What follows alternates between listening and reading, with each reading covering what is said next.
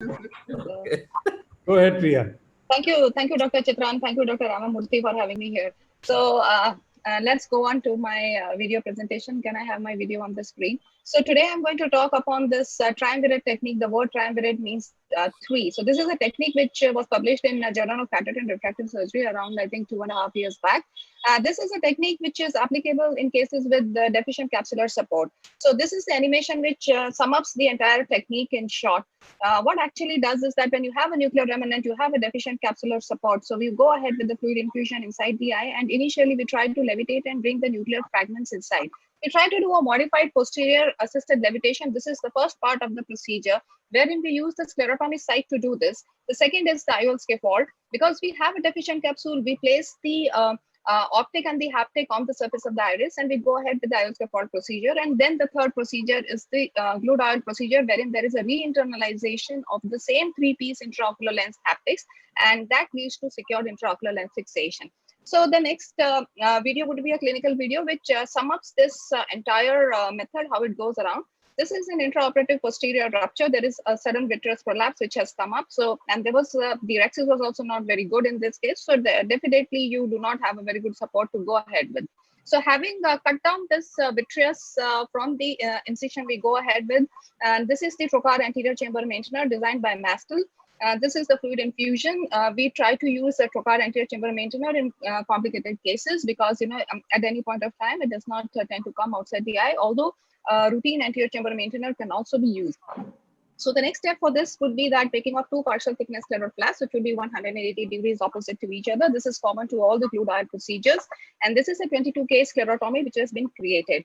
Now we introduce a rod through this to levitate and bring the nuclear fragments into the anterior chamber. So this is what we call it as a modified posterior assisted levitation. The original posterior assisted levitation was described by Dr. Kelman and Packard, and wherein they used to do it from pars plana, that is around 2.5 to 3 millimeters from the limbus. But here we are using the same sclerotomy site to do this so that you do not have to make a separate pars plana incision, and you already have a sclerotomy site out there.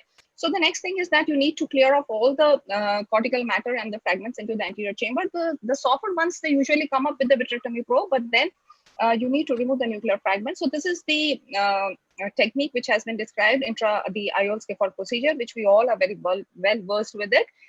The beauty of this technique is that if you do not have a capsular support, you can place the haptics onto the interior surface of the iris tissue, and you can go ahead with the procedure. The optic of the intraocular lens, this is always a three-piece intraocular lens that is used in these cases. The optic of the lens, it actually blocks the pupillary area and it prevents the falling of the nuclear fragments into the posterior chamber. You can even use it as an anchor by engaging the optic haptic junction and moving it around where the nucleus emulsification has been going on.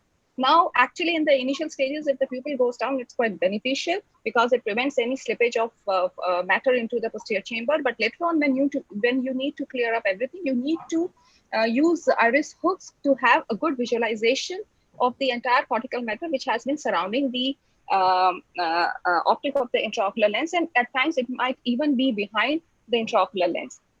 So then you go ahead with the handshake technique, which is common to all the glued IOL procedures, and you hold the haptic from the tip and then you externalize the haptic. So these are some of the nuances of the glued IOL surgical procedure where you always hold the tip. You do not hold the haptic from anywhere else. So now your three-piece intraocular lens helped you to do an IOL scaffold, and the same intraocular lens has now been re-externalized, and the haptics are then tucked into the scleral pockets, which was originally described by Dr. Gabor Shariat et al.